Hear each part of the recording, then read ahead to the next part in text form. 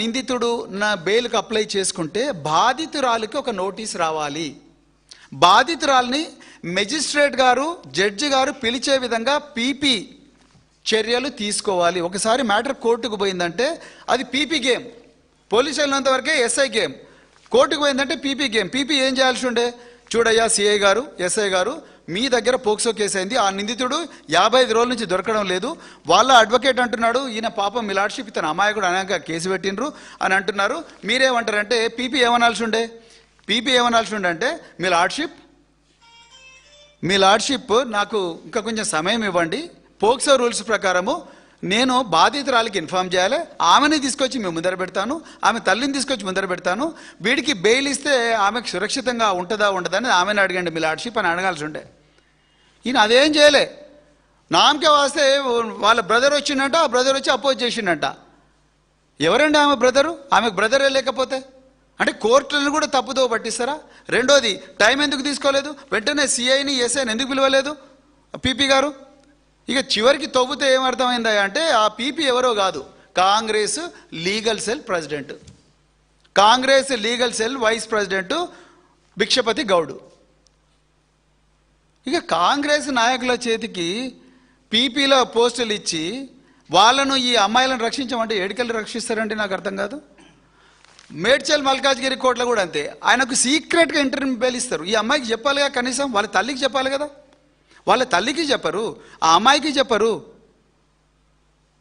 వెంటనే బెయిల్ ఇస్తారు, ఆయన వస్తాడు, ఇంట్లో కూర్చుంటాడు, ఎగ్జామ్ రాస్తాడు, మళ్ళీ వెళ్ళిపోతాడు. నిజానికి చెప్తున్నాండి, హైకోర్టులో కూడా వీళ్ళు ఒక ప్రైవేట్ లాయర్ను పెట్టుకోకపోయి ఉండుంటే ఈ కేసు ఎప్పుడో వీగిపోయేది. ఇప్పటికి కూడా ఆమె ఏడుస్తూ ఉన్నది బాధితురాలు. సార్, నేను ఎఫ్ఐఆర్లో కేంద్ర మంత్రి నన్ను బెదిరించిండని చెప్పిన, ఎఫ్ఐఆర్లో సంగప్ప అనే వ్యక్తి మధ్యవర్తిత్వం చేసినని చెప్పిన, మరి వీళ్ళని నోటీసులు పిలిపించి అడగాలి కదా సార్, ఎందుకు అడుగుతలేరని అడుగుతా ఉంది. మరి ఇదే అడగాల్సిన ప్రశ్నలు ఎవరు? పీపీ అడగాలి కదా. మరి పీపీలే చేతులు ఎత్తేస్తే ఎట్లా? ఇందులో భిక్షపతి గౌడ్ గారు ఆ సిఐ కాంతారెడ్డిని, ఆ ఎస్ఐ రమేష్ను పిలిపించారు. బాబు వాడు యాంటిసిపేటరీ బెయిల్ అంటున్నాడు, అర్జెంటుగా మనం బెయిల్ క్యాన్సిల్ చేపిద్దామని అడగాలి కదా. లేకపోతే తర్వాత బెయిల్ వచ్చిన తర్వాత కూడా వాడు రోజు కత్తులు పట్టుకొని తిరుగుతున్నాడు, గంజాయి తాగకుండా తిరుగుతున్నాడు, సంపుతాన్ని తిరుగుతుంటున్నాడు, ఇవన్నీ చేస్తూ అంటున్నాడు. కాబట్టి అర్జెంటుగా పోయి బెయిల్ క్యాన్సిల్ చేయండి, మీరు ఒక లెటర్ తీసుకురండి, నేను ఇమ్మీడియట్గా మెజిస్ట్రేట్ గారితో కలుస్తాను చెప్పాలిగా. ఇవేమీ జరగలేదు. అంటే ఏంటి అసలు మహిళలు వాళ్ళ ప్రాణాలంటే మీకు ఏమైనా లెక్క ఉన్నదా? ఓదార్చడానికి పోతే మమ్మల్ని అరెస్ట్ చేస్తారు, స్పెషల్ పార్టీలు పెట్టి అరెస్ట్ చేస్తారు.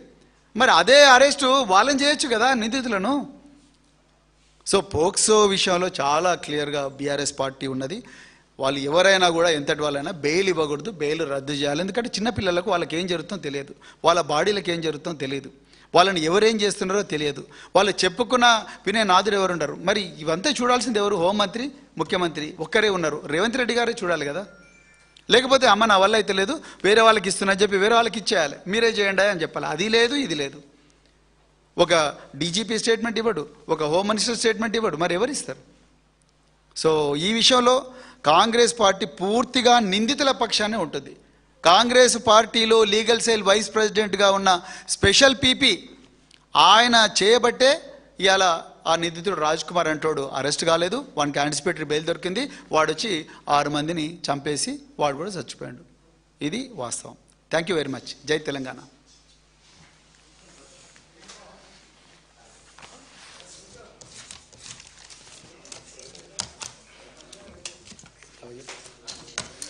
సారీ కొంచెం లేట్ అయింది. ఆ విషయం మీదనే ఈరోజు మాట్లాడాలనుకున్నాం. ఈరోజు మేము చెప్పాలనుకున్నది యనుమల రేవంత్ రెడ్డి గారి 2 ఓట్ల కథ గురించి. మరి తెలంగాణ ప్రజలందరికీ కూడా తెలుసు, రేవంత్ రెడ్డి గారి స్వగ్రామం కొండారెడ్డిపల్లె, వంగూరు మండలం. ఆయన ఇప్పుడు ఎమ్మెల్యేగా ప్రాతినిధ్యం వహిస్తున్నది కొడంగల్ నియోజకవర్గం. మరి గత 2023 అసెంబ్లీ ఎన్నికల్లో రేవంత్ రెడ్డి గారు కుటుంబ సమేతంగా కొడంగల్ నియోజకవర్గం కేంద్రంలో ఓటేసినారు. ఇది వారి సతీమణి, వారి మిగతా కుటుంబ సభ్యులందరూ కలిసి ఓటేశారు.